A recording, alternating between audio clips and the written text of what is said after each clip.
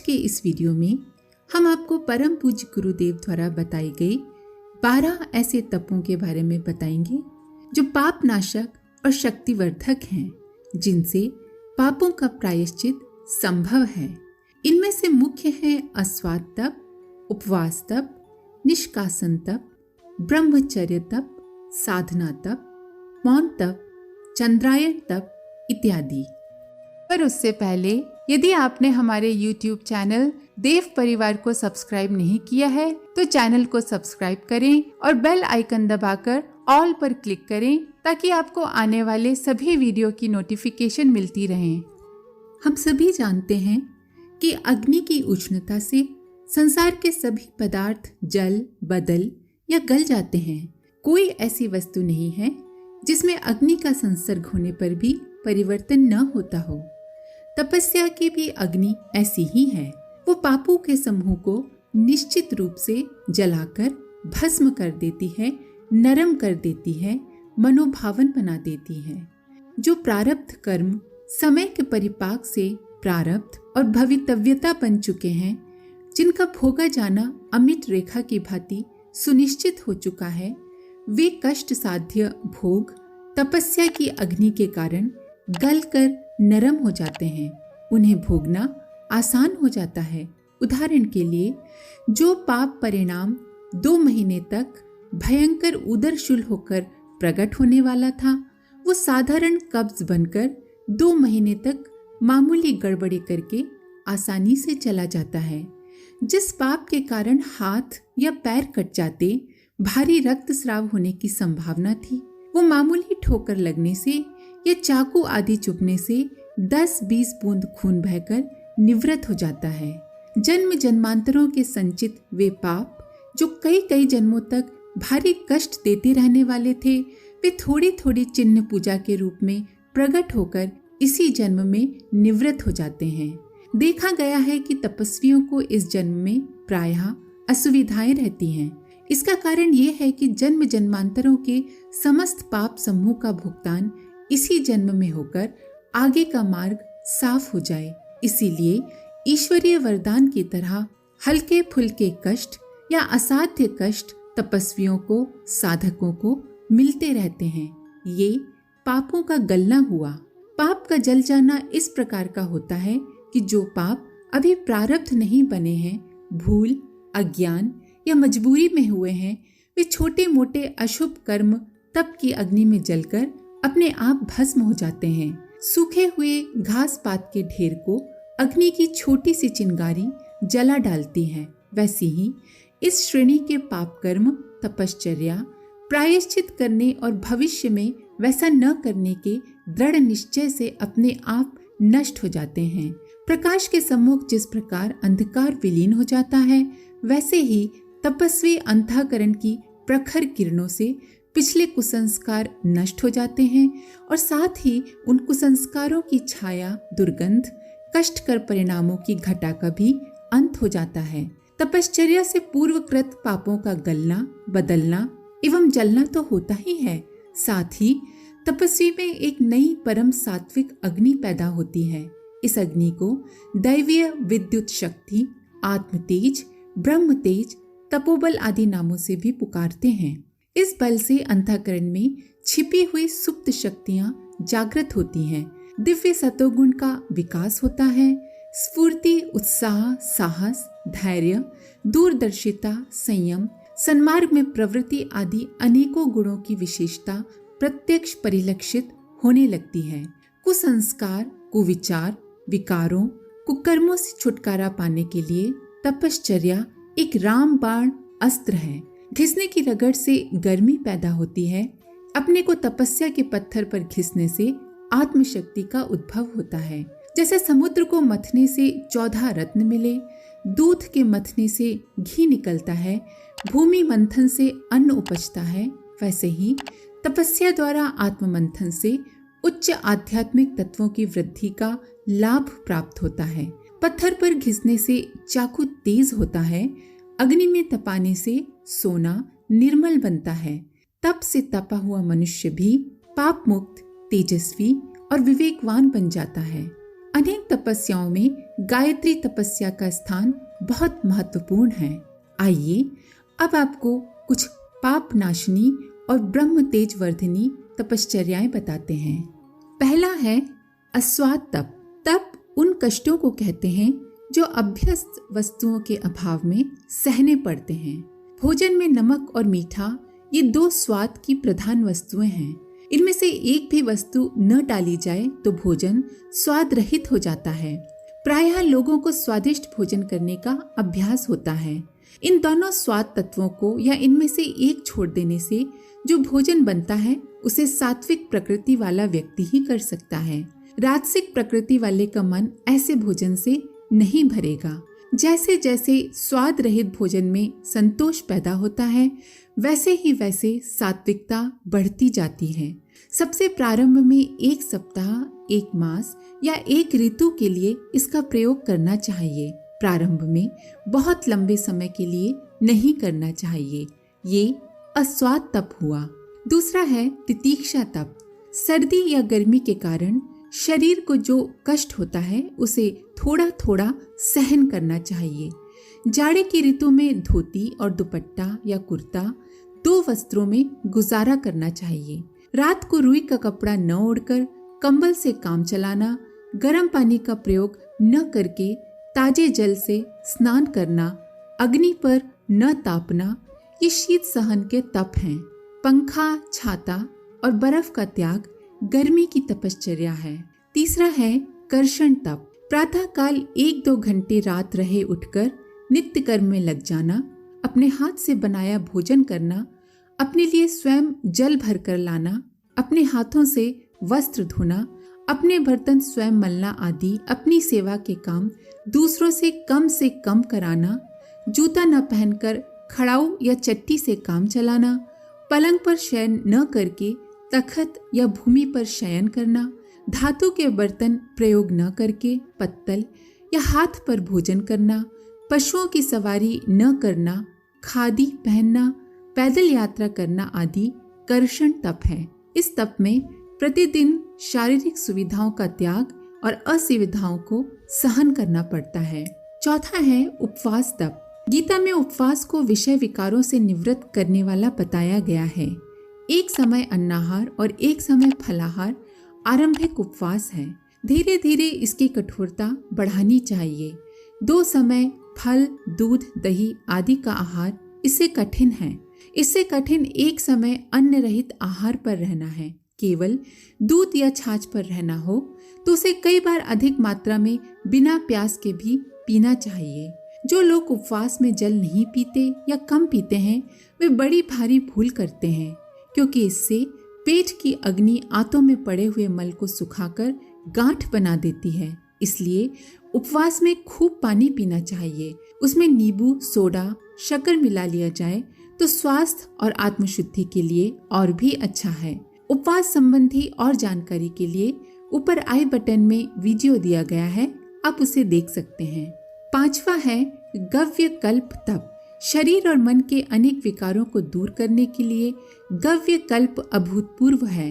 राजा दिलीप जब निसंतान थे तो उन्होंने कुलगुरु के आश्रम में गौ चराने की तपस्या पत्नी समेत की थी।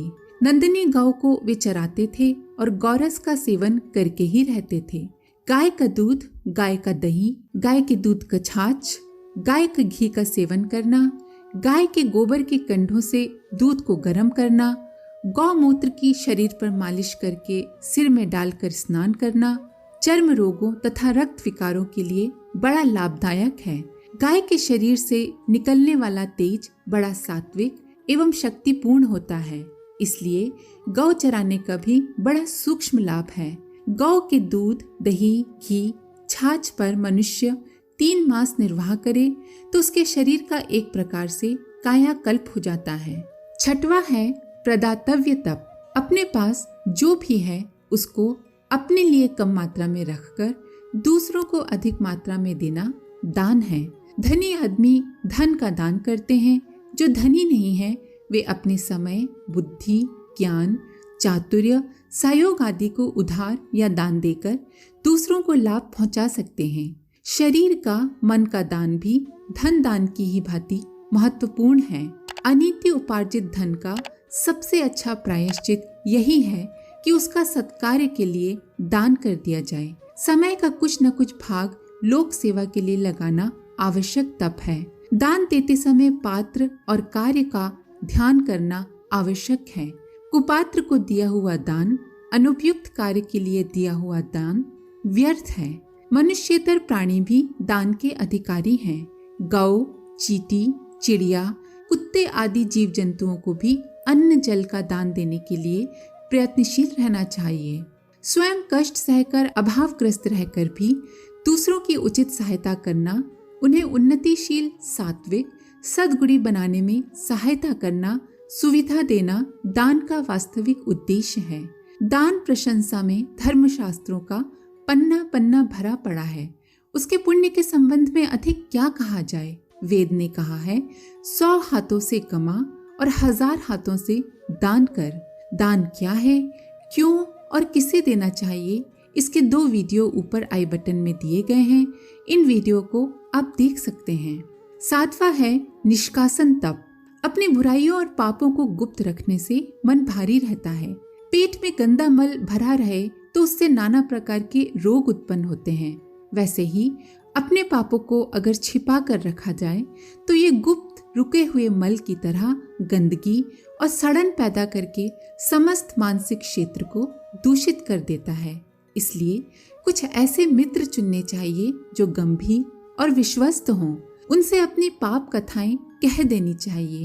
अपनी कठिनाइयां, दुख गाथाएं, इच्छाएं, अनुभूतियां भी इसी प्रकार किन्हीं ऐसे लोगों से कहते रहना चाहिए जो इतने उदार हों कि उन्हें सुनकर आपसे घृणा न करें और कभी आपसे विरोध हो जाने पर उन्हें दूसरों पर प्रकट करके आपको हानि न पहुंचाएं। ये गुप्त बातों का प्रगटीकरण एक प्रकार का आध्यात्मिक जुलाब है। इससे मनोभूमि निर्मल होती है। प्रायश्चितों में दीप प्रकाशन का महत्वपूर्ण स्थान है। गौ हत्या हो जाने का प्रायश्चित शास्त्रों ने ये बताया है कि मरी गौ की पूंछ हाथ में लेकर 100 गांव में वो व्यक्ति उच्च स्वर से चिल्ला चिल्ला कर ये कहे कि मुझसे गौ हत्या हो गई है। इस दोष प्रकाशन से गौ हत्या का दोष छूट जाता है। जिसके साथ बुराई की हो उससे क्षमा मांग लेनी चाहिए, क्षतिपूर्ति करनी चाहिए और जिस प्रकार भी वो संतुष्ट हो सके वो करना चाहिए। यदि ये भी ना हो सके तो कम से कम दोष प्रकाशन द्वारा अपनी अंतरात्मा पर एक भारी बोझ तो हल्का करना ही चाहिए।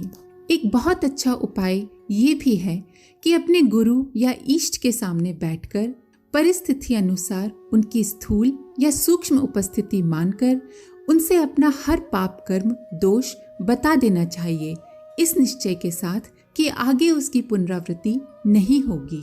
8वां है साधना तप। गायत्री का 24,000 जप 9 दिन में पूरा करना, 1.25 लाख जप 40 दिन में पूरा करना, गायत्री यज्ञ, गायत्री की योग साधनाएं, पुरस्चरण, पूजन, स्तोत्र पाठ आदि साधनाओं से पाप घटता है और पुण्य बढ़ता है। कम पढ़े लिखे लोग पंचाक्षरी गायत्री ओम भूर्भुवः स्वः का जप या गायत्री चालीसा का पाठ नित्य करके अपनी गायत्री भक्ति को बढ़ा सकते हैं और इस महामंत्र से बढ़ी हुई शक्ति के द्वारा तपोबल के अधिकारी बन सकते हैं। गायत्री साधना कैसे करें, इसका वीडियो ऊपर आई बटन में दिया गया है। अधिक जानकारी के लिए आप इस वीडियो को देख सकते हैं। 9वां तप है ब्रह्मचर्य तप। वीर्य रक्षा, मैथुन से बचना, काम विकार पर शारीरिक और मानसिक संयम रखना ब्रह्मचर्य व्रत है। मानसिक काम सेवन शारीरिक काम सेवन की ही भांति हानिकारक है। मन को काम क्रीड़ा की ओर न जाने देने का सबसे अच्छा उपाय उसे उच्च आध्यात्मिक एवं नैतिक विचारों में लगाए रखना है। बिना इस उपाय के ब्रह्मचर्य की रक्षा नहीं हो सकती। मन को ब्रह्म में सत तत्व में लगाए रखने से आत्मोन्नति भी होती है, धर्म साधन भी और आत्म संयम भी। इस प्रकार एक ही उपाय से 3 लाभ कराने वाला तप गायत्री साधना वालों के लिए सब प्रकार से उत्तम है। 10वां है चंद्रायण तप। ये व्रत पूर्णमासी से प्रारंभ किया जाता है। पूर्णमासी से अपनी जितनी पूर्ण खुराक है उसका 16वां भाग प्रतिदिन कम करते जाना चाहिए। जैसे कि अपना पूर्ण आहार 1 सेर है तो प्रतिदिन एक छटाक आहार कम करते जाना चाहिए। कृष्ण पक्ष का चंद्रमा जैसे एक एक कला नित्य घटता है, वैसे ही एक एक षोडश नित्य कम करते चलना चाहिए। अमावस्या और पड़वा को चंद्रमा बिल्कुल दिखाई नहीं पड़ता। उन दोनों दिनों में आहार नहीं लेना चाहिए।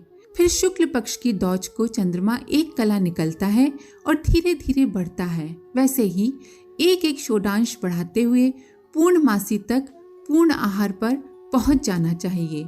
इस एक मास में आहार विहार का संयम, स्वाध्याय, सत्संग में प्रवृत्ति, सात्विक जीवनचर्या तथा गायत्री साधना में उत्साहपूर्वक संलग्न रहना चाहिए। अर्धचंद्रायण व्रत 15 दिन का होता है। उसमें भोजन का 8वां भाग 8 दिन कम करना है और फिर 8 दिन बढ़ाना होता है। आरंभ में अर्धचंद्रायण ही करना चाहिए। जब एक बार सफलता मिल जाए तब पूर्ण चंद्रायण की ओर कदम बढ़ाना चाहिए। चंद्रायण साधना क्या है, कैसे करते हैं, इस बारे में जानकारी के लिए ऊपर आई बटन में वीडियो दिया गया है, आप देख सकते हैं। 11वां है मौन तप। मौन से शक्तियों का शरण रुकता है, आत्मबल का संयम होता है, दैवी तत्वों की वृद्धि होती है, चित्त की एकाग्रता बढ़ती है, शांति का प्रादुर्भाव होता है। बहिर्मुखी वृत्तियां अंतर्मुखी होने से आत्मोन्नति का मार्ग प्रशस्त होता है। प्रतिदिन या सप्ताह में अथवा मास में कोई नियत समय मौन रखने के लिए निश्चित करना चाहिए। कई दिन या लगातार भी ऐसा व्रत रखा जा सकता है। अपनी स्थिति, रुचि और सुविधा के अनुसार मौन की अवधि निर्धारित करनी चाहिए। मौन काल का अधिकांश भाग एकांत में, स्वाध्याय अथवा ब्रह्म चिंतन में व्यतीत करना चाहिए। 12वां और अंतिम है अर्जन तप। विद्याध्ययन, शिल्प शिक्षा, देशाटन, मल्ल विद्या, संगीत आदि किसी भी प्रकार की उत्पादक उपयोगी शिक्षा प्राप्त करके अपनी शक्ति, योग्यता, क्षमता, क्रियाशीलता, उपयोगिता बढ़ाना अर्जन तप है। विद्यार्थी को कष्ट उठाना पड़ता है, जिस प्रकार मन मारना पड़ता है और सुविधाएं छोड़कर जो कठिनाई से भरा कार्यक्रम अपनाना पड़ता है, वो तप का लक्षण है। बचपन, युवावस्था, वृद्धावस्था का विचार न करके विद्यार्थी की भांति किसी भी प्रकार की शिक्षा प्राप्त करना चाहिए। इस ज्ञान प्राप्ति के साथ साथ अनेक बुराइयों और पाप वृत्तियों का भी शमन होता है। अपने अब तक के संचित कुसंस्कारों एवं पाप वृत्तियों से छुटकारा पाने के लिए सुविधानुसार साधकों को इनमें से किसी भी प्रकार का प्रायश्चित तप करते रहना चाहिए, जिससे जो बन पड़े और जितना बन पड़े उतना उत्तम है। सभी तप एक साथ किए जाएं, ये आवश्यक नहीं है। ये तप साधना पाप नाश के लिए निश्चित रूप से बड़ी ही महत्वपूर्ण है। हम एक बात और स्पष्ट करना चाहेंगे कि किसी भी प्रकार के तप को करने के पहले अपने स्वास्थ्य को ध्यान में रखकर फिर विवेकपूर्ण निर्णय लेना चाहिए। आज के लिए इतना ही। अपने सुझाव व सवाल कमेंट बॉक्स में जरूर लिखें। साथ ही वीडियो को अपने मित्र साथियों के साथ शेयर जरूर करें। आप सभी का बहुत बहुत धन्यवाद। हमारे YouTube चैनल को सब्सक्राइब करें और बेल आइकन को दबाकर ऑल पर क्लिक करें ताकि नोटिफिकेशंस आपको मिलती रहें।